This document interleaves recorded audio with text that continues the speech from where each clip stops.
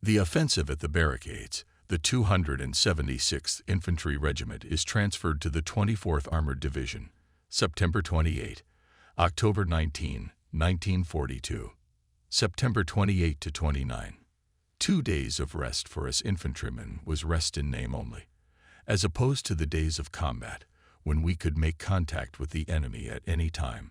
Other priorities were now in effect for us, activities that had to be accomplished if we were not going to go to the dogs. First and foremost was personal hygiene, showering or washing, shaving, haircuts. Whenever possible, we changed our underwear and mended our uniforms. Before everything else, which was the most important thing for those operating in a foot formation, we had to clean our weapons and replenish our ammunition. For this purpose, special soldiers from the carriage were appointed, as they possessed the necessary experience. Tailors, shoemakers, barbers, gunsmiths, etc. Mail from home was distributed. Letters home were collected and sent. In addition, paperwork that could not be done during the fighting had to be taken care of. Personnel reports, inquiries, etc. This was entrusted to the company mommy Hauptfeldfebel, who had to see to it that everything was done according to regulations. Enemy shells from the other side of the Volga rarely fell in our sector. Almost no action of enemy combat aviation was felt, not counting the night grinders. And the weather gods were still kind to us. The sky had not been clouded for days, except for the man-made clouds created by our military equipment. These clouds were huge gray-black veils of smoke enveloping the city. They were densest to the north of us, from where the sounds of fighting could be heard. The main Luftwaffe operations also took place over that sector. There the planes dropped their bombs with deadly stuffing. From a distance of about 6 kilometers from us, we could see iron beams flying into the air like broken matches. At a meeting of company commanders, headed by our battalion commander, held yesterday, we made it absolutely clear that with our present company strength, we were too weak to be used in the offensive. This was obvious to our commander as well, and we hoped to hit replenishment before we were thrown into action again. I was sitting under the razor of Figaro, as we jokingly called the company barber. He had just finished cutting my hair when Merrick handed me an order from the battalion saying that tomorrow the regiment would be raised and moved to another sector. The battalion commander's order had details about the time of the move out, the order on the march for the battalions, and the order of movement of the companies in the battalion. After I finished getting cleaned up, I went with my messenger Nemitz to the battalion CP. The first person I met there was the battalion adjutant, my friend Joachim Schuler. Greetings, Jochen. Service, Bert. What about the transfer to another sector? You heard it yourself at the meeting last night, and you know it from our reports to the regiment how weak we are now. We can't even manage a flower pot with the handful of men we have. Do you see any sense in that? Jochen tried to reassure me. You're basically right, Bert. We also sent fractional data to the regiment, and in the same vein. However, we were assured that we would only be replacing another division that was taking up positions in the barricade urban area. We would merely have to hold the position. For this period, our regiment would be transferred to the 24th Armored Division, and the 389th Infantry Division would be withdrawn from there and used in another area. I was skeptical. If we were taken out of a division in which we were a significant element, who would then care whether we were capable of attacking or whether our regiment should be replaced by another unit? I expressed my misgivings to my battalion commander, Major Weigert. He listened attentively, nodded in agreement, and continuing to look at me intently, finally said, "Look, Hall, you shouldn't criticize the decisions of those above you. We've been given an order, and we'll carry it out like Prussian German soldiers. Is that clear to you?" I froze at attention. "Jawohl, Herr Major. I'm only looking after my soldiers," the major replied, smiling. "We all care about them, Hall." After being briefed on the general situation, as far as battalion headquarters was able to do so, I reported that I was ready to perform and went back to my company. Hauptfeldfebel Michael, who was under his Gulashkanon, was already aware that we were ordered to move out the next day. Our convoy would move out later and take its place somewhere behind the battalion's fighting order. Battalion Treasurer Knopp was responsible for this. From there, he would keep in touch with the companies. Michael, send 2 wagons to the company tomorrow as soon as possible. I don't want our soldiers to have to carry too many unnecessary things. They'll take only the essentials, since we have to be prepared for any surprises. Everything else will be transported. It was good that we had these small wooden carts, which we called panniers. Each one was pulled by a pair of shaggy horses. When they got stuck in the road, 4 or 6 powerful hands would grab the spokes of the wheels, and the wagon would be back on the road. How difficult it was for our company fighting machines in such situations. They were perfectly suitable for Central and Western Europe with its excellent road network. But here, on the outskirts of Eastern Europe, they were good for nothing. The condition of our horses, who were used to being well fed, deteriorated considerably, as we could not always give them the forage they needed to maintain their strength. It was quite different with the small shaggy horses. They were unpretentious and continued to do their work well. We did not have much trouble feeding them. Moreover, our little fellows needed less forage. According to the map, the straight line distance from our present location to the barricade area was less than 9 kilometers. However, in order to move to a new fighting area and avoid the risk of being attacked from the rear, we had to make a long detour, which actually meant a march of at least 20 kilometers. I stared at the map again. In the very south of the city was located Elchanka, from where my comrades first entered Stalingrad. We were now at the mouth of the Tsaritsa River and had to go to the northern part of Stalingrad to the barricades. It would be damned hard for us nomads of the fields. September 30. It was still dark when 2 coachmen arrived with pannier carts. We had plenty of time, which allowed us to start packing without hurry. Anything that we didn't absolutely need on the journey was to go by this transport. 1 cart turned out to be at the disposal of 2 of our 3 platoons. The 3rd platoon and my company's control section utilized the 2nd wagon. My special case weapons, explosive charges, a Russian anti-tank rifle, and a Russian automatic rifle must now be at hand. 2 of our Chewies, Peter and Paul, were attached each to his own wagon. They were glad to be going with us. They were especially happy and amazed that we all received the same food. Peter stated to Pavelik, "There are 5 different nutritional standards in the Red Army." I couldn't believe it. After all, the communists considered themselves an army of workers and peasants. Another fairy tale. In any army, and in the Wehrmacht, there were different norms for different branches of the army, for officers and generals, etc. Ed. We were now ready to march to the designated rendezvous point in a dispersed formation to reduce the risk in case of air attack. The wagons were in the 1st and 2nd thirds of our small column. Despite the small numbers, the unit stretched about 100 meters. I with the messengers and Pavelik marched in the vanguard, and non-commissioned officer Rotter was in charge of the rear. Jochen was waiting for us near the former GPU women's prison to talk to me briefly. "Good morning, Bert." "Good morning, Jochen. You may continue your march. The 5th Company just passed through. Lieutenant Weingartner has a guide who knows the way exactly." "Who's coming after us?"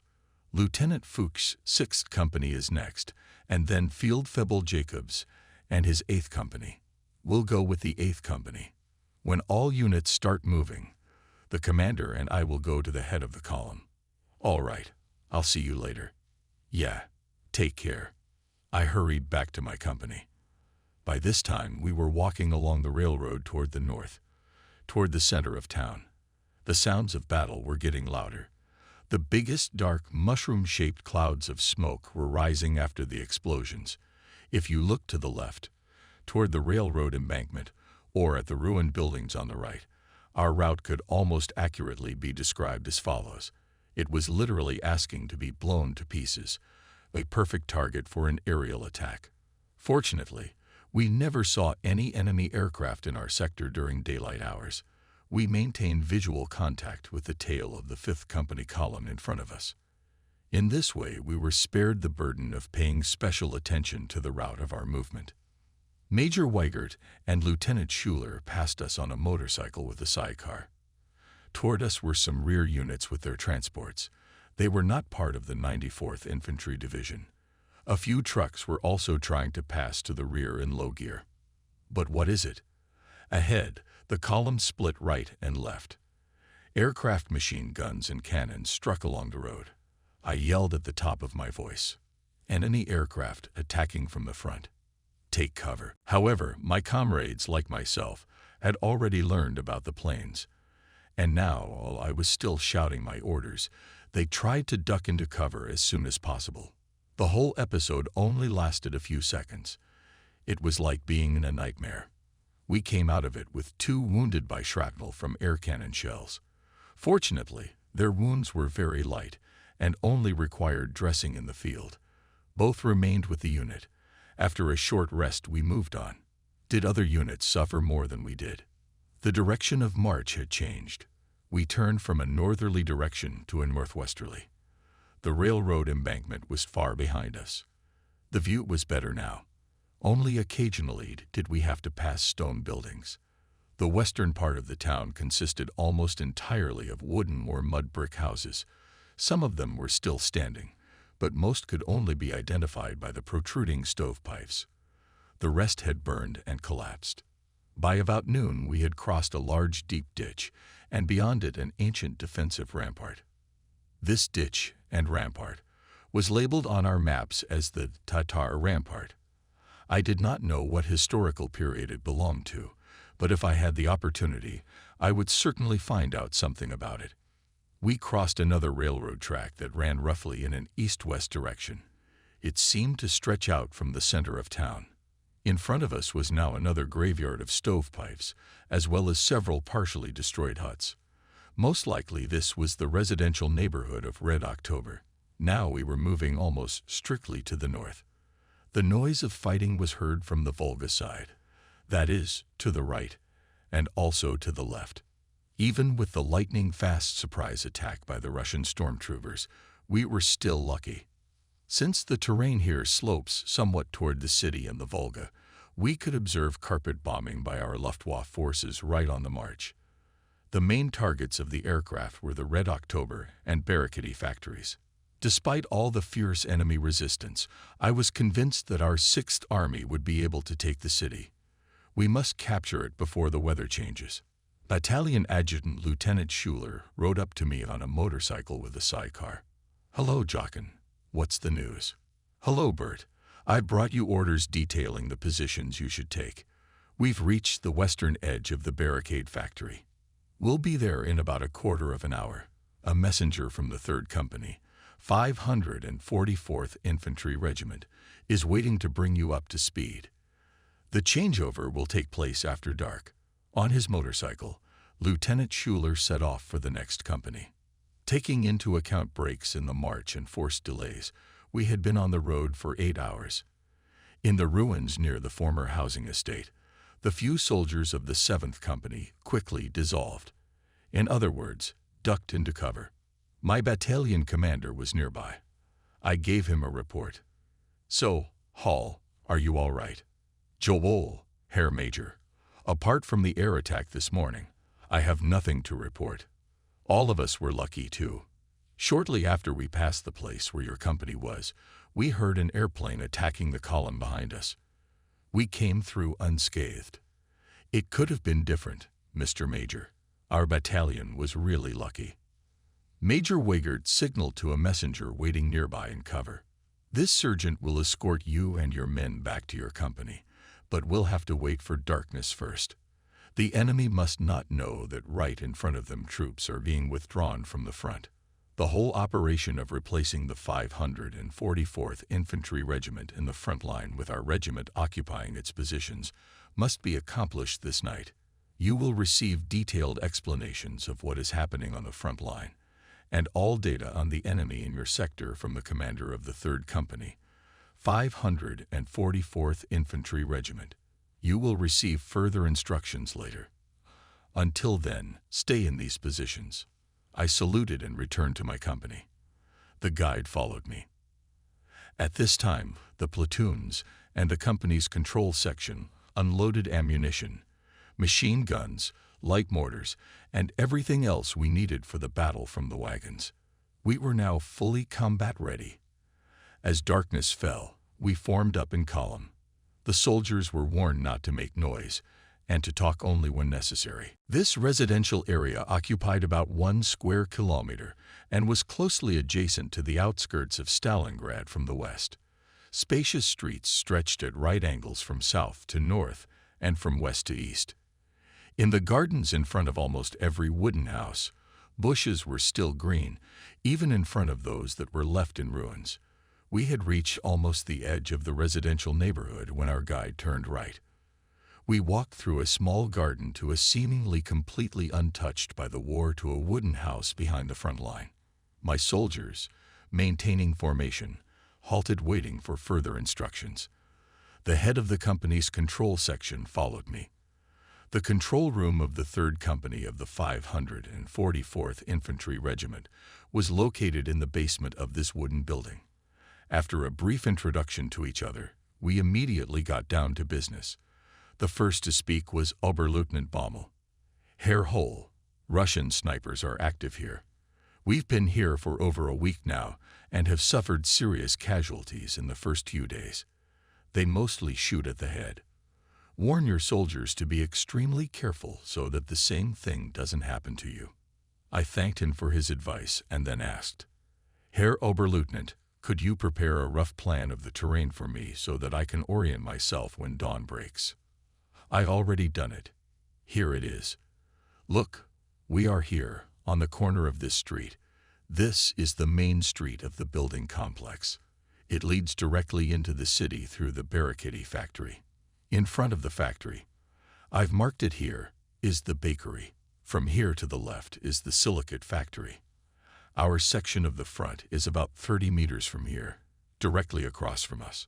It runs along an open straight street about 40 meters wide, which separates the town from the residential area we occupy. The Russians are in buildings on the other side. They're about 80 meters away.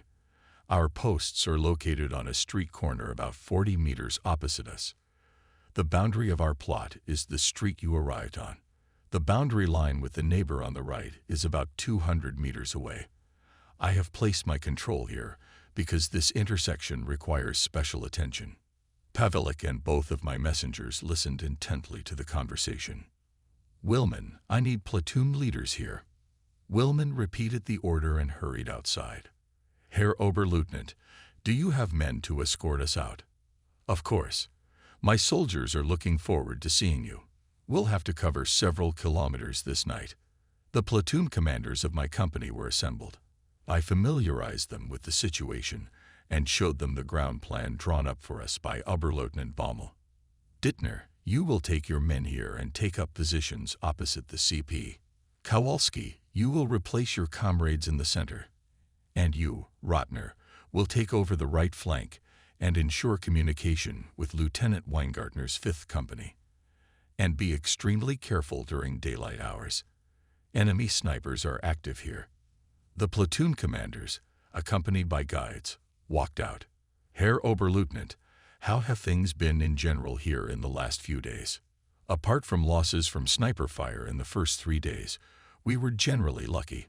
Stalin's organs, Katyusha, Ed, are intensively shelled once or twice a day. Usually it is either 12 or 24 shots. The enemy's success rate is 0. We have had no casualties from this fire. It is more shelling of squares. Ivan can't aim. We quickly got used to it. These shells have low penetration. They explode immediately on impact. They change firing positions as the organs have now become motorized, and the Russians move to new ones immediately after finishing firing. You can watch the shells being carried with howls. Some of the faint-hearted just can't stand the sound of the ruptures. It seems to you that the world is turned upside down, especially when a salvo of 24 rockets is fired. But as time passes, you get used to it too. Oberleutnant Baumel said goodbye, shook my hand, and wished me and the soldiers all the best. I thanked him and wished him the same in return. After we were settled in the basement, I climbed up the wooden ladder and climbed out through the hatch into the living quarters. Under cover of darkness, I could go to the window without risk and observe what was going on at the enemy's place. There was little to see. Here and there flares were going off into the sky. Our sector was quiet. There was only one room in the wooden house. A stove in the center divided it into two halves. The house had 4 windows, 2 of which faced the street from the front, and the other 2 on either side of the structure. A door was located on the rear side. The windows were boarded up, but holes were cut in them for observation and firing. Our predecessors covered the floor with a layer of sand 15 to 20 centimeters thick. Thus, in some respect, the CP was protected from bomb and shell fragments or mortar shells. If nothing happens during this time, our being here could be considered bearable. But who knows what the next morning would bring. I returned to the cellar and lay down on the plank bed that my predecessor had used as his bed the previous nights. Since I had no accurate information about the enemy, and he was very close to us, I lay down, as I usually did in such situations, with my steel helmet and belt beside me. I did not take anything else off. Who knows what might happen? October 1. It was a quiet night. If I'm not mistaken, today is October 1. Hauptfeldfebel Michael brought food and hot coffee for the company. As it was already daylight, I had time to shave and wash my face. Non-commissioned officer Pavelic had sent Ober-Efreier Willman upstairs to observe the enemy positions. Since I had no other news from the platoon commanders, I assumed everything was in order. I went upstairs to make sense of the situation with the help of the plan drawn by my predecessor. Nemetz continued to observe through binoculars. Did you see anything, Nemetz? With binoculars you can see the enemy positions in the gardens in front of the houses opposite, and behind the houses are dug and camouflaged trenches, the entrance to which is from the rear. I have already seen a few Ivans flashing there, but it happened very quickly, and I had time to see only how the heads flashed. I looked where Nemetz was pointing. He was right. The enemy was entrenched opposite us, and well camouflaged. The next night, if necessary, our soldiers should do the same. My gaze focused again on the Volga, from the direction of which I could occasionally hear the fire of anti-aircraft guns. White clouds of bursts were clearly visible. Our Luftwaffe comrades were again in the thick of things, as bomb bursts immediately followed. German airplanes were soaring through the sky calmly and leisurely. One could also see with the naked eye the falling bombs themselves, as the sky was clear, as it had been all the days before. Then one could see various objects whirling up into the sky. It was only after that that the sounds of bombs bursting were heard. When you watch something like this happening just a few kilometers away, and you don't have to be a part of it, you're glad you weren't in the midst of it all.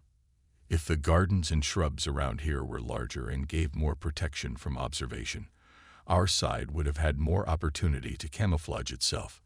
Here, on the outskirts of the city, the fury of war was not so relentless. The small trees, shrubbery, and tall grass were pleasant to the eye. The fierce fighting nevertheless left no time for lazy contemplation. We had to be alert every second, because carelessness meant death or serious injury. The seeming peace was deceptive. A few aimed shots from the enemy confirmed that they had snipers, but what they could do, we could do. I was looking for a suitable hidden spot from where I intended to give them my answer tomorrow. Even if I didn't have a rifle with a telescopic sight, I could prove that I hadn't lost my aiming skills after a year of service. It was already approaching noon. I turned to the rear and began to note the most important landmarks very carefully. Focusing my hearing on the howling of the Russian organ, I looked in the right direction. The shells of Stalin's organs, or, as the Russians called them, Katyushas, were already cutting the air above with whistling and hissing. I had barely had time to lie down in cover when the rockets reached our positions. Boom, boom, boom. It seemed that there would be no end to it. From all sides, then closer, then a little farther away, these sounds were heard. Boom, boom, boom. For those who had never experienced it before, it seemed as if the world was turning upside down beneath them. Then suddenly there was silence. Only the gradually extinguishing tails of smoke from the bursts indicated the places where the shells had just fallen. We were fortunate that our predecessors had had time to warn us of this. I estimate that we received a salvo of 24 rockets. Only a few landed near our position. The rest fell far behind us. The Russians knew where the front line was and realized the risk that with such a large dispersion of fire, their men could be hit as well. Hits from mines fired from heavy Russian mortars were more dangerous because in this case the firing was aimed. Now hurry outside. I ran across the street in one dash and took cover in the garden. Then I headed in the direction of the enemy, where about 50 meters away from me stood a broken wooden house, which seemed suitable to serve as my sniper position. My instincts did not fail. The dilapidated walls of the house were gaping with breaches, but their remnants held. From the attic, which was 4 or 5 meters above the ground, I had a good view of the enemy's position. I could clearly see the location of his trenches. There was a hatch leading to the attic, which was fastened with a hinge. The nearest distance to the enemy trenches directly in front of me was no more than 100 meters. On the right I had a view that allowed me to observe at a depth of at least 300 meters. Here I was going to make a lie-in tomorrow. Now it was possible to cautiously set off on the way back.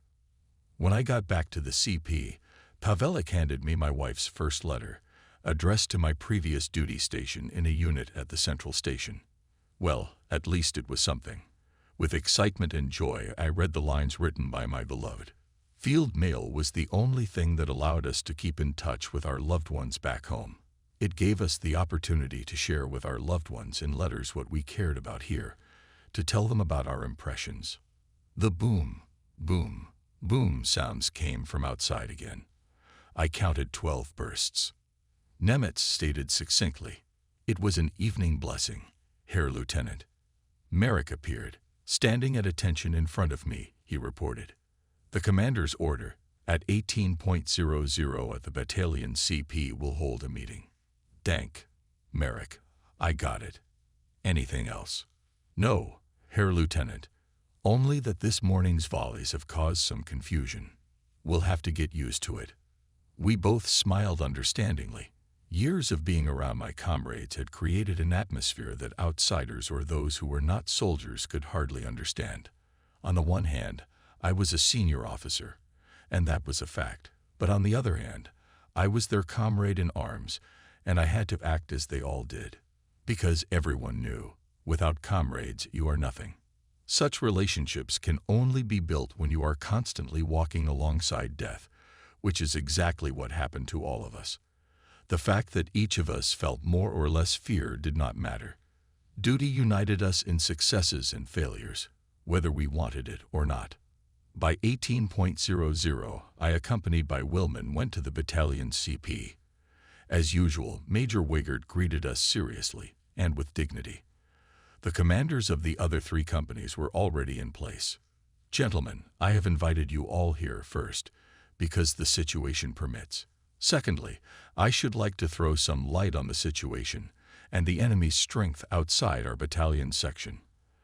At the moment, the entire 276th Infantry Regiment has been withdrawn from the division and reassigned to the 24th Armored Division. It was formerly called the 1st Cavalry Division from East Prussia.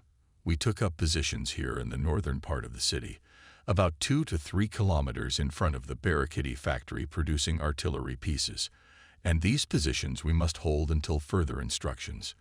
Compared to the last days of fighting, it will be rather a time of rest and recuperation for us. To our right it is the 203rd Infantry Regiment of the 76th Infantry Division, and to our left is the 544th Infantry Regiment of the 389th Infantry Division. We, the 276th Infantry Regiment, are operating on the 24th Panzer Division sector. And as I said, gentlemen, the positions must be held. No reconnaissance raids by patrols, as our present strength does not allow us to operate in this way. At present, we cannot count on the arrival of reinforcements. At best, the lightly wounded and the sick will return from the rear hospitals after recovery. And I cannot say how long we will have to operate under such conditions. It will depend on how successful our advancing divisions will be. The direction of the strikes of our bombers indicates that at present the main blow is being struck in the area of the factories Red October and Barricade, which are located strictly to the east of us. Unless there are special circumstances, reports on the situation should be sent daily to the battalion by 18.00. We were all glad for the respite. Going on the offensive always means more risk for the offensive. In defense, everyone can count on being able to act against the enemy from cover. The attacker cannot afford to show signs of weakness. All this was good for my young comrades from the Sutenland. After the hell at the Serica River, they would get their first respite in these relatively quiet positions. After we, the company commanders, had exchanged our impressions, the battalion commander let us go. When Willman and I returned to the company's CP, there was Hauptfeldfebel Michael, who gave me a report. The company had already received dinner. The front line was quiet. As on almost any night, there was a hum along the front line. It was Russian sewing machines. The night was clear, and we all hoped that it would be quiet. The noise of a small battle came only to the southeast of us, from where the Krasny Oktyabr factory was located. It was unacceptable to be thrown into battle after only 8 weeks of soldier training, and here one of them had lost his life for lack of experience by trying to prove his bravery and leaving cover. Any old man, that is, one who has sufficient experience as a frontline soldier, age has nothing to do with it, knows that in such cases he must let the enemy come close and then engage him from cover, especially if it is in the dark. It was imperative that the youth should know this. I had to hurry. I was going to put my plan of action as an ambush sniper into action. I had to get into position before dawn so that the enemy wouldn't discover it. I warned Pavelik and the 2 messengers to disturb me only if something extraordinary happened. Equipped with binoculars, a rifle with ammunition, and 2 hand grenades, eggs, I set out and was soon comfortably ensconced at my observation post. October 2. How long had I been asleep? Someone shouted, "Alert!" I jumped to my feet. The word alarm can snap an experienced soldier out of the deepest sleep. Right in front of the company's CP rifle shots were heard. Then a machine gun opened fire, hand grenades exploded, followed by short bursts of Russian machine guns. A sentry outside reported. There was a firefight near Dittner's unit, obviously scouting the enemy right or left. But nothing is happening now. He must have been right, for the gunshots stopped as suddenly as they had begun. The silence was perhaps twice as disturbing. Glancing at my watch, I saw that it was nearly 6 o'clock in the morning. With the messenger Willman, we went to Dittner and his men. We had a good 2 hours before dawn. But even in the darkness we had to be careful, for the enemy might still be very near. Dittner was angry and cursing with the typical Upper Silesian accent. When I heard what had happened, I understood the reason. Hell, it cost him his life. He didn't want to listen to his comrade, Efk Kubala. They were both in cover and keeping watch in their sector. Suddenly, Kubala noticed something moving in his direction. Next to him was a young recruit from the Sudets. When he too noticed movement, he jumped out of cover to grab the Russian, but the latter threw a grenade right in his face, and it was all over. Who was that? Private Kerner. You took the body. That's right, he's lying there behind the ruins. Non-commissioned officer Paul will see to it that he is sent to the rear. How many Russians were there? 4 or 5, Herr Lieutenant. Kubala says he hit one of them, but it was too dark to know anything for sure. I was in a sad reverie. Inexperience had cost this young man his life. 10 days ago, 2 young soldiers like him had panicked and run away from their positions. It wasn't simple cowardice. It was just that the young men were faced with something they didn't understand. Taking advantage of the darkness, I positioned myself about 3 meters behind the attic door and began my observation. I built a rifle rest to improve my accuracy. If I saw a standing target, I had to hit it with the first shot. One of the most unpleasant things for a soldier is the news that a sniper is operating close by. One shot and one target is hit, and no one can realize anything. Where was it fired from? After all, every soldier on both opposing sides is shooting. Since I had plenty of time, I studied the area quietly, trying to keep my binoculars focused on areas where I noticed movement. I had already spotted single outposts on the other side of the street, and right in front of my observation position, about 200 meters away and about 100 meters behind the Russian forward position, was the enemy CP. I was able to observe a section of trench about 10 meters long that led to a Russian open shelter. The Russians were moving along it at irregular intervals. The position was located in an orchard area and was well camouflaged. This was to be my number one target. The distance was about 200 meters. As a second objective, I outlined a machine gun nest about 100 meters ahead, directly in front of Dittner's unit. Next to the right, at about font size. Subject: 300 to 350 meters, there should be a well. Most of the movement takes place around it.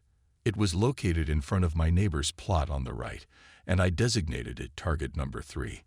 With my 98K rifle, which has never let me down, I practiced aiming, and after some additional refinements, I was finally satisfied with my rest. Once the shooting distance was set, I was ready to begin. After observing the terrain for a while longer, I was convinced that the enemy seemed to be getting safer as his men moved around the area at what we soldiers call a 08.15 trot. It would not be difficult for me to hit with my first shot, as I could see practically the entire body of the enemy at the aforementioned 10-meter stretch. Here comes one of them. No, he slipped out of range too quickly, but he'll definitely have to go back. Now I was completely focused. Has it been 10 or 20 minutes? I didn't notice. On the way back from the CP, the soldier moved slower. The trigger stroke was selected. My finger slowly pulled the trigger. The shot shook the building. Hit. Target number 2. I set my sight at 100 meters. The observation post of the machine gun position was well camouflaged. It was only after I had observed this point through binoculars for a long time that I was able to discern a slight movement of the head. I took careful aim at this position, after which I looked at it with my naked eye. I could see it as it was. I practiced aiming again. It would be easier to shoot through the scope.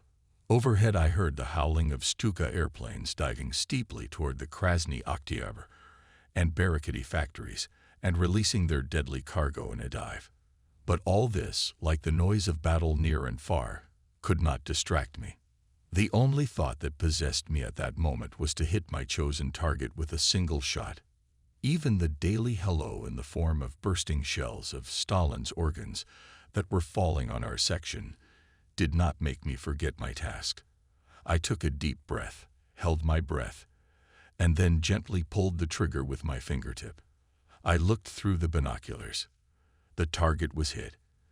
Despite the noise of the battle outside, I was sure the shot had hit the target. I quickly took a few sips from my flask, and my mood improved even more. Even though it was already October 2, it was still warm. The weather had been kind to us again.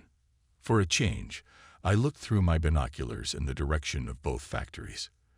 There, massive mushroom-shaped puffs of smoke were rising into the blue sky. After such raids, something truly diabolical must happen to prevent us from capturing this city that bore the name of the Red Dictator himself. One thing I had to recognize about the enemy was that he was damn stubborn. Otherwise, our troops would have long ago cleared out the 2 or 3 sacks that had formed here in the northern part of the city. But thinking about all that was not my concern. We had our orders, and we had to fulfill them as best we could for the sake of our fatherland. According to the clock, it was time for me to head back to our CP. But before heading back, I wanted to hit target number 3 as well.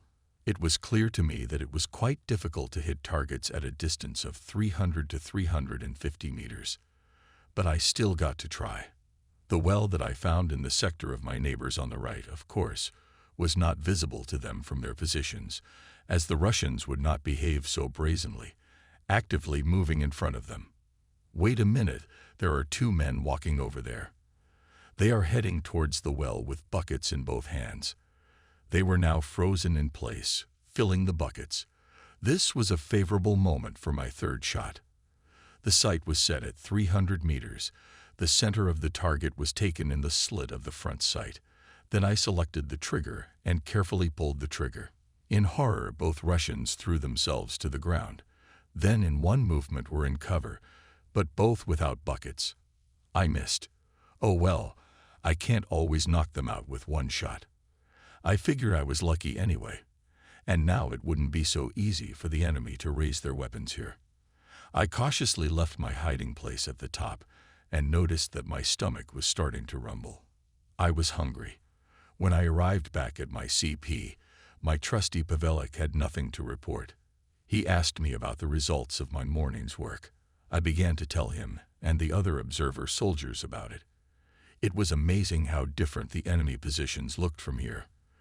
With the plan I had drawn up in my shelter, we compared it with what the enemy positions looked like from here at the CP.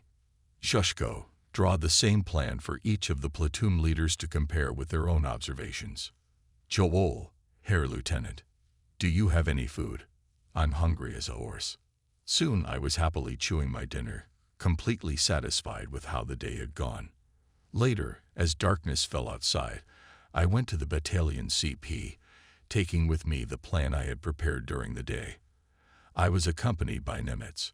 I reported to the battalion commander, Major Weigert, who greeted me with a handshake. His adjutant and my comrade Joachim were also present. So, my dear Hall, what news? What has happened at the front? I immediately made a report to Mr. Major on the unsuccessful attempt by the Russians to reconnoiter this morning. The commander nodded in agreement.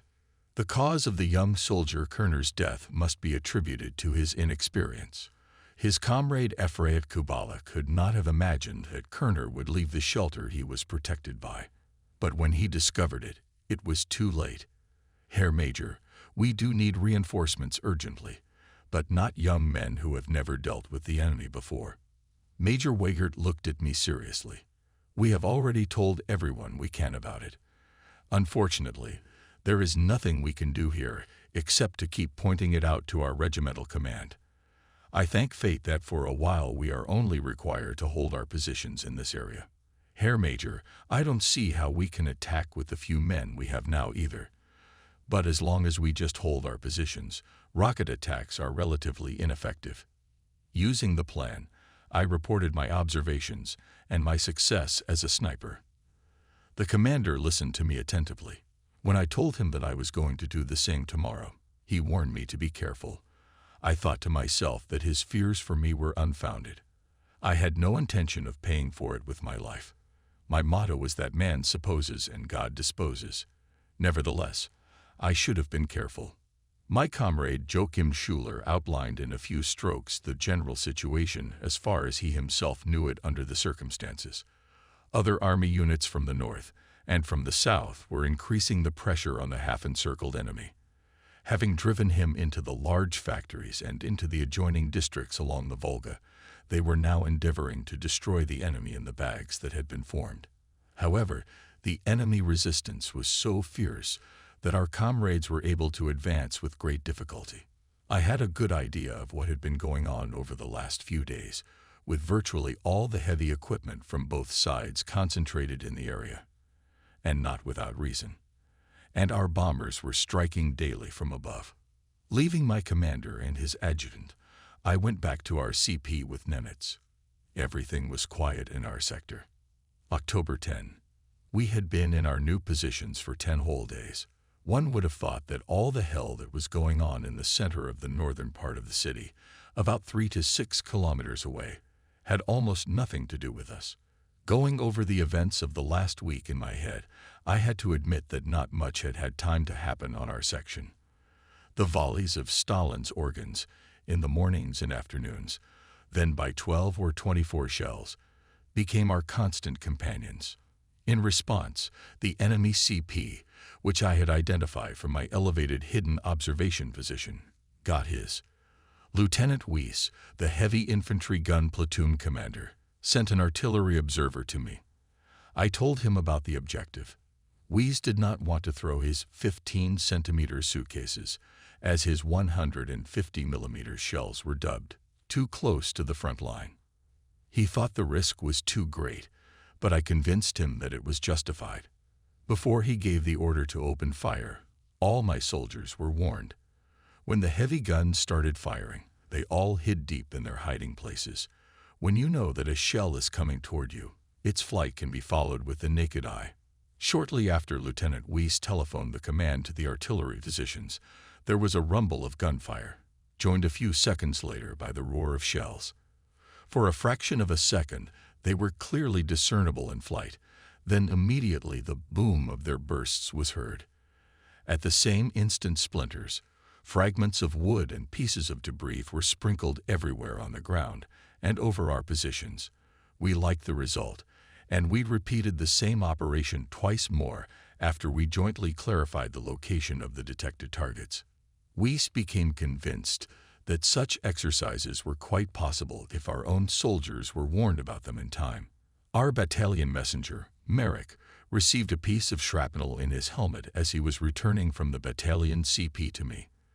The helmet was slightly dented, but Merrick himself, thank God, escaped injury. The sentries in the positions had to be especially vigilant. We could not send forward reconnaissance teams because we did not have sufficient forces to do so. The weather continued to be just as clear and sunny. The wind had been blowing since October 8, but the next day it was sunny and clear again. The enemy still appeared before us in the form of swiftly flashing figures, disappearing so rapidly that it was impossible to see them at all during the day. As I have already said, both sides feared snipers. As time allowed, I would pay a visit to my hidden sniper position in the attic. October 11. On September 11, sounds of heavy fighting were heard on our left, from a northerly direction. We noted this at once, for the noise of battle was usually heard either directly across the front or to the right. That is, from the east or south. And the day before yesterday, we had an unwilling deserter. A 40-year-old Russian soldier lost his way in the dark, and as a result came to our positions with his anti-tank rifle. Unfortunately, he was carrying only 5 rounds of ammunition for the rifle. I declared my exclusive right to both the rifle and the ammunition. The prisoner himself was sent to the battalion headquarters. On the same day, our neighbors on the left repelled a local attack by the Russians. It rained yesterday morning. It was my first rain on this place. By noon, the sun was shining again, as if the weather here had always been just like this. I received 2 letters from home from my wife, dated September 15. So direct mail communication with home has been re-established. October 14. And today, October 14, the sun was already high in the sky. As I had often done in the last few days, I was at the observation post directly above my company's CP. I preferred to observe from the right window. From here I had the best view of the main section of the battlefield. In the early morning, the Ju-87 Stuka airplanes began to strike. The raids continued without interruption, one after another. Tiny white clouds dancing around the attacking planes told me that the anti-aircraft guns on the opposite bank of the Volga were not dormant. I was so absorbed in watching that I paid no attention to the volleys of artillery that the enemy fired in our direction from the area of the bakery. When Pavlik and Willman shouted to me, "Herr Lieutenant, organs," it was too late. I heard the roar of rocket shells, and at the same moment pieces of a nearby chimney stack clattered against my helmet. Shards of brick from the stove hit my shoulder, arm, and leg. I was thrown to the ground. There was dead silence. I was blinded by smoke and dust. When I regained consciousness, I was quickly convinced that I was not seriously wounded. The hatch to the basement, where the control room was located, opened. I heard the senior officer in company control exclaim in utter amazement, "Holy Mother of God, we're lucky. Everything all right, Herr Lieutenant." He came up to me and examined me critically.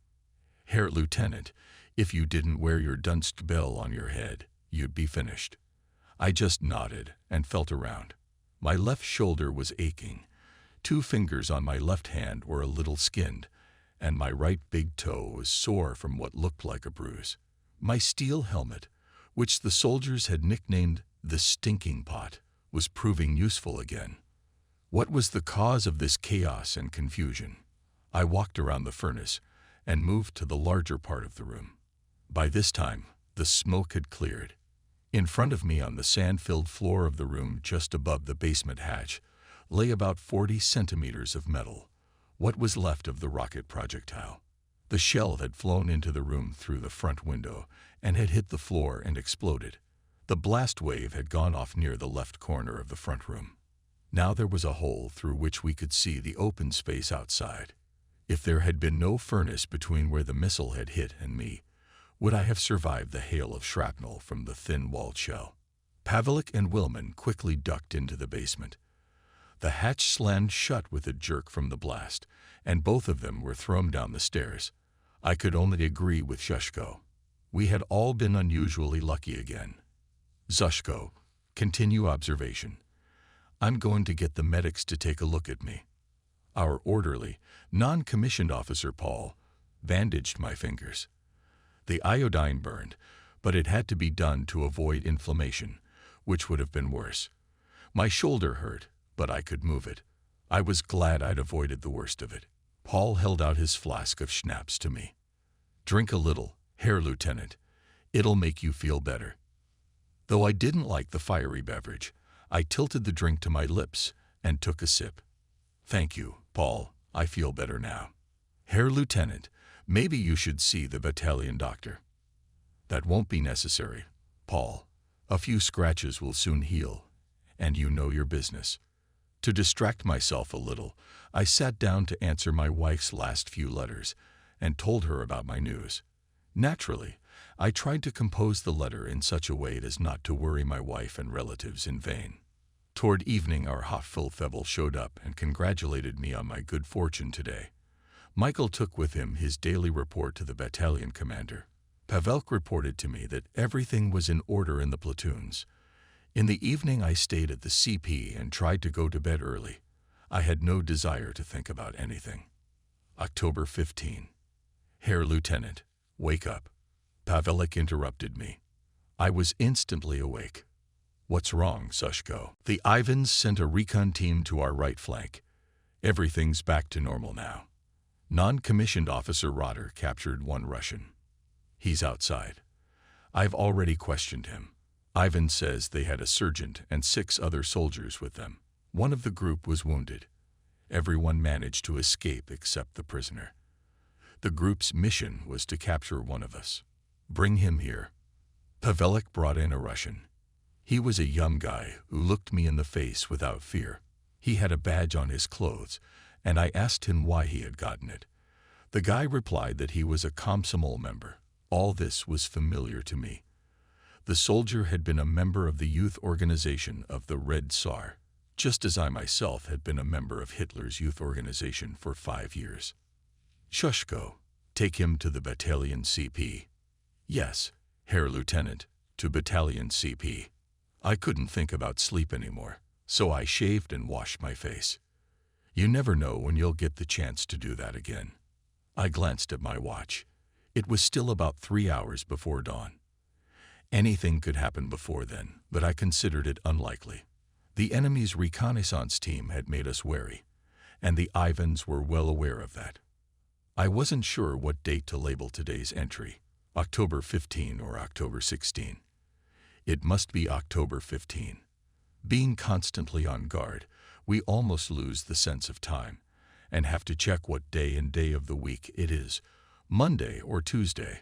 For us, frontline soldiers, it is more important that we do our duty.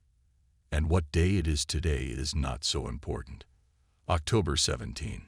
It seems that something is being prepared. Yesterday and the day before, that is, October 15 and 16, our Luftwaffe was active in this area. The weather was favorable. The sun shone all day. The command of our army decided to take advantage of this. I was ordered to arrive at the battalion CP. I was to be there by 17:00. The days have become shorter. In the mornings, dawn comes around 9 o'clock, and it gets dark by about 4 o'clock in the afternoon. At about 5 p.m., I reported to Major Weigert, the commander. With me at the battalion CP was our messenger Nimitz. Our Papa Weigert, as usual, greeted me warmly, openly, and with dignity. Since we had not seen him for several days, he took the opportunity to congratulate me on my soldiers' good fortune. The same words were uttered by my friend Joachim. The commanders of the other companies in the battalion were also punctual. The commander got straight to the point. Gentlemen, we were tasked with containing the enemy here, but that ends tomorrow. We're going to attack. Look at the map. The boiler in the northern part of the city has a bulge in our direction. From the area of both large factories, Red October and Barricade, where our comrades are fighting, the distance to the banks of the Volga is up to 1,000 meters, and here, to the northwest, the Volga is still a good 3 kilometers away. The 24th Panzer Division managed to cut into the enemy's defense from south to north. The enemy in our sector is already surrounded. They're behind the bakery. Tomorrow this sack will be liquidated. The 24th Panzer Division, to which we are temporarily subordinated, will support us with 5 tanks. Their commander knows about our small numbers, so we get those 5 tanks. We have Hauptmann Rittner's 3rd Battalion on our right and the 544th Infantry Regiment of the 389th Infantry Division on our left. At dawn, you tanks will move on the 3rd Battalion section along the street, which is now our front line. They have been given the task of finishing off these pockets of resistance. When the tanks pass our positions and go further down the street, they will be in the enemy trench system. After that, they will begin to mop up the sack from the south in a northerly direction. Our heavy weapons will remain in the same positions, because from here they can shoot through any section in the cauldron. We must reach our objective tomorrow, to free up the additional forces allocated to this section for other tasks. The battalions will be deployed in the same order as before, as the soldiers know the terrain opposite their CPs, as well as the cover. Any questions, gentlemen? Since there are no questions, may I offer you a real French cognac, sent to me by Oberzollmeister Knapp. And now, prosit, to a successful tomorrow. After shaking hands and wishing each other good luck, we said goodbye. Would that handshake be the last one he ever shook? No one knew. Such is a soldier's fate. Immediately after returning to the company's CP, I called the platoon commanders to me. When the last of them arrived, I informed them of the offensive schedule for tomorrow. Always make sure that the unit moves forward from cover to cover. It is especially important to inform the young jumpers to keep their distance from the tanks. We will have to fight for every objective in the enemy positions. We will have to support the tanks from the rear, moving in random order as we did in interaction with the assault guns at the Tsaritsa River. The task must be accomplished tomorrow by the end of the day. I, with the company's control section, will again move in the center so that we will, if possible, ensure contact with each other during the movement. Is there enough ammunition in each platoon? One more thing. The collection point for the wounded will be at the company CP, as will the ammunition resupply point if necessary. Any questions? No? Then good night, cameraman, and good luck tomorrow. Good night, Herr Lieutenant. The 2 Ukrainians were still in my company and clearly felt pleased about it. They proved their usefulness by providing us with many services. We were fortunate that my company Trupfer, commander of the company's control section, was able to communicate with them with the help of his garbled Polish language. During the last few nights we managed, with their help, to appeal to the enemy to surrender in their own language. The result was absolutely nil. This was quite expected, and last week our battalion unraveled the reason. Stalin had sent his elite troops here, such as cadets from the naval school in Astrakhan. We'll have to meet some of them tomorrow. I ordered our special weapons, combined charges, Russian anti-tank rifle, light mortar, and machine guns to be delivered so that they could be used tomorrow by the company's control force. Thus, at the expense of the company's management, another squad was formed. It was to become a kind of wand extractor. The 2 Ukrainians, Pyotr, and Pavel were assigned the task of carrying weapons and ammunition. If necessary, they were to bring our wounded to the rear, to the assembly point. Non-commissioned officer Paul and his orderlies were to remain at the former company's CP for the first time. I climbed back up to our observation post. The picture was still the same as it had been for the past few days. There was nothing to suggest that the enemy had any idea of what was to happen tomorrow. October 18. I woke up early. All night I had slept intermittently. A sense of responsibility and anxiety for the success or failure of the offensive made me nervous. The reason I considered the waiting period. For several hours now it was as if time had stood still. I thought through our preparations again. Did we forget anything? Is there anything I haven't thought of? To kill time, I shaved particularly thoroughly, had a breakfast good for our conditions, and waited for the dawn to come. Looks like it's starting. The sounds of battle could be heard on the right. A tank gun rumbled, a machine gun burst, and rifle shots rang out in the intervals. We were watching from our observation post. The explosions of tank shells began to approach. They were firing at targets scouted in advance at the enemy position on the other side of the street. Some Russian soldiers, trying to escape the fire, left their hiding places and went further to the rear. Our soldiers opened fire on them. The first tank appeared. The 3rd Battalion was already advancing down the street, cutting into the Russian positions. The fire of the defending enemy became more and more dense. The heavy guns and mortars of our regiment came into action. 2 tanks passed through our section along the street in the direction to the north. 3 more rolled eastward toward the Sac. The right flank of my company began to cross the street. Now it was our turn. Dittner's unit was already ahead. I, with the soldiers of the company's control section, followed him. At first we decided to occupy the area directly in front of us, that is, in the direction of the Volga. After the first 100 meters, when almost no one resisted us, we suddenly came under fire from the defenders. We were fired on by machine guns from distant positions, mortar shells fell from above, and rifle fire was added to it. Our tanks performed well, but alone they could not accomplish the task at hand. The painstakingly thorough work of mopping up was left to us, the infantrymen. On the right we noticed the windowless wall of a long rectangular building. Our advance was halted by flank machine gun fire from just there. We took cover in the course of the message. Zhushko turned to me. "Herr Lieutenant, there's a hole in the wall.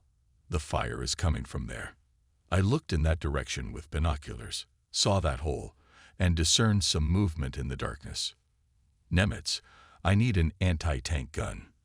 Soon I prepared my rifle in position and waited. When a line sounded from a hole in the wall, I fired a shot. The machine gun fell silent. At that time our comrades on the right caught up with us. As a result of stubborn resistance, we had our first casualties. We pushed our way forward, covering each other, and destroyed one after another pockets of resistance. This, too, cost us losses. The 2 Ukrainians gave us invaluable help, working as porters. The enemy defended themselves to the last. None of those who opposed us surrendered. A shelter had been dug out right in front of us, which obviously contained a command post. We fought our way right up to it. Hand grenades were thrown. Willman was hit by a couple of splinters, but he managed to get to the first aid station on his own. Zhushko called out to me, "Herr Lieutenant, there's the commissar. Shout for him to give up." When Pavelik shouted this to the commissar, he took cover and opened machine gun fire on us. We returned fire. Dittner, who was to our left, realized what was happening. In one throw, he was 10 meters away from the Russian. Realizing that he had no way out, the commissar pulled out his nagan and shot himself. We moved on, everywhere to the right, and left we heard the sounds of battle. In this small sack of about 2 square kilometers, one could hardly make out who was shooting at whom. The Russians, whose positions were above ours, of course, had long known what was going on. The enemy artillery began to put up a barrage on this area. Stalin's organs also began firing volleys into the area where the encircled men were, not paying attention to the fact that their comrades were still fighting there. My upper Silesians were furious. The higher our losses were, the more stubbornly they fought, dragging the young men behind them. The size of the bag gradually decreased, which spoke of the absolute will of our fighters to achieve their goals. We were running forward when Jushko shouted out, "Watch out, Herr Lieutenant, organs." My comrades hid with lightning speed. Each rushed to the nearest crevice or shell crater. In one rush I was in cover when there was a rumble and crackle all around me. For a second my face on the left was hit by a shock wave. The logs of the volley's rockets struck the edges of my cover. The shrapnel and shockwave from the explosion appeared to be directed into the air above me. But some of this mighty force was also directed at my shelter, but the shell fragments did not penetrate it. Otherwise I would have been finished. I felt as if I had been hit on the head with a hammer. Looking at my comrades, I saw their lips moving, but I couldn't understand anything. Had I gone deaf? If only to stop the incessant roaring in my ears. It was like a steam valve from which steam was constantly being pumped. I couldn't hear a sound. However, I could still speak and ordered the company's senior control section to replace me. If I had lost the ability to hear, there was little use for a deaf me. I had to go to the battalion, stopping at my company CP on the way, and report to the commander there. Non-commissioned officer Paul and his orderlies had a lot of work to do. A few soldiers who could move without assistance came with me. Shells, now and then falling nearby, forced us several times to flee for cover. On my arrival at the battalion, I learned from my friend Lieutenant Schuler that Major Weyert had had to leave the battalion and see the battalion doctor. He, like his predecessor, had suddenly come down with jaundice. Shit. The battalion was now commanded by an adjutant. My company, or rather, its miserable remnants, was commanded by the company's senior commanding officer. We interacted with each other more like eccentric entertainers. Jochen wrote the answers to my questions on the message board.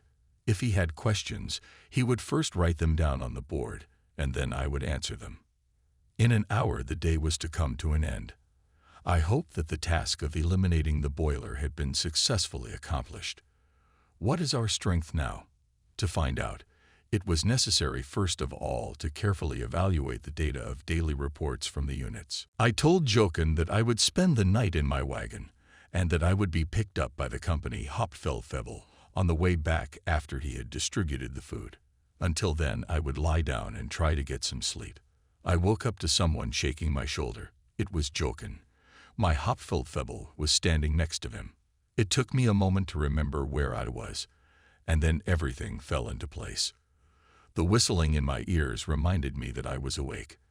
I slept for 4 hours, and then I was brought back into the outside world. I'm back in reality, cruel and ruthless. In response to my question about the situation on the front line, Jochen wrote, "The encirclement cauldron has been liquidated. In the 5th, 6th, and 7th companies together remain 23 people. 7 of them belong to the 7th company. The total number of infantry companies of the 3rd Battalion is 21 men. In our battalion, 8 men were killed, 14 were severely wounded, and the rest received moderate to light wounds. Lieutenants Weingartner and Fuchs were also wounded. I was so astonished that I could not utter a word. What has become of my regiment? Where is the replenishment? If experienced, battle-tested soldiers do not arrive, what use is the work of the headquarters and rear units, heavy weapons units? Those who are directly engaged in close combat with the enemy are we, the infantrymen. The high casualty rate of today has demonstrated this again." Jochen wrote again, an order from the regimental commander. "You are to submit a report to him tomorrow at 10 o'clock. You need to compile this report." I nodded, extended my hand to my comrade, and followed the Hauptfeldwebel. I had eaten upon arrival at the camp, and now I had only one desire, to sleep, to sleep. October 19. I woke up at about 7 o'clock in the morning. It was still dark outside. As usual, the soldiers on the front lines had already gotten their rations. I got a mug of hot coffee. Ah, that feels good. The cooks were talking among themselves. I was glad to see that I could hear with my right ear again. The voices sounded like something far away, but I could hear again. My left ear was still unchanged, but I was sure that in time I would regain hearing there as well. I believed it anyway. Hauptfeldfebel informed me who was still in the front line.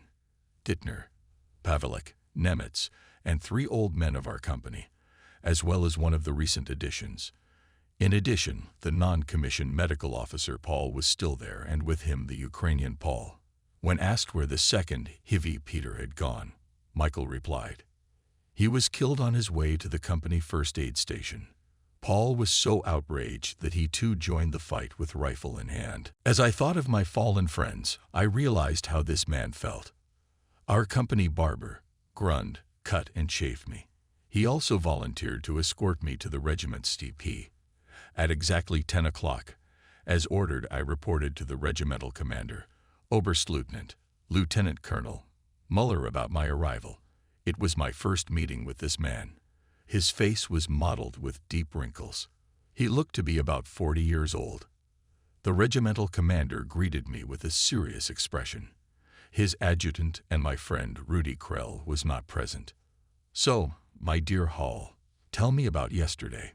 "Krell has already told me something about you. For the last few weeks, I've sometimes had to perform a number of duties as Deputy Colonel Gross's deputy. You've had a few lucky breaks in a row. Well, nothing happens without luck.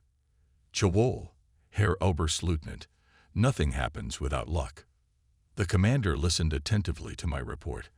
I frankly reported to him that after yesterday's losses our combat value was tending to 0, that the companies needed urgent replenishment. "You're right, Hall. I've already sent an adjutant to the division.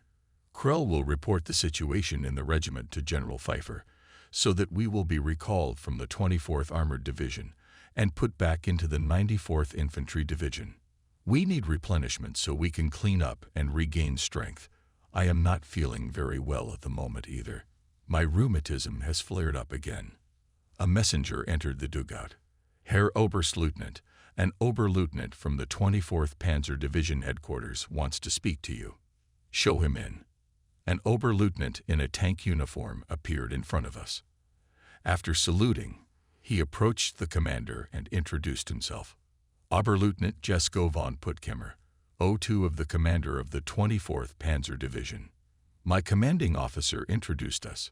"What brings you to me, Herr von Puttkamer?" "Herr Oberstleutnant, after the boiler at the bakery was eliminated yesterday, your regiment must occupy a new area.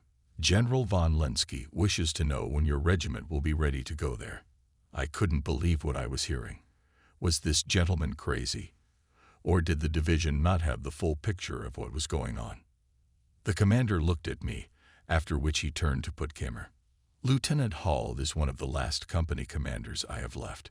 He took part in yesterday's fighting, and at the moment he can hardly hear. Listen to what he has to say, and then report to your commanding officer." The regimental commander turned to me. "Please begin." I repeated my report and mentioned the number of soldiers still able to fight, only 44 infantrymen in 2 battalions. While I was saying all this, my thoughts were on our wounded and killed. With tears of anger in my eyes, I finished my speech. "And these few remaining are to serve as cannon fodder." Von Puttkamer listened to me carefully with a determined expression on his face. Then he stated, "Yes, I can see there's nothing you can do. I'll report it to the commander." He saluted and walked out.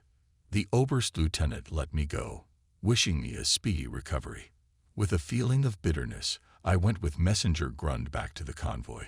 It was so typical when to another unit you were only a sort of rented item. You were used to the last soldier, and when you had accomplished your task, you were simply dropped from the ranks.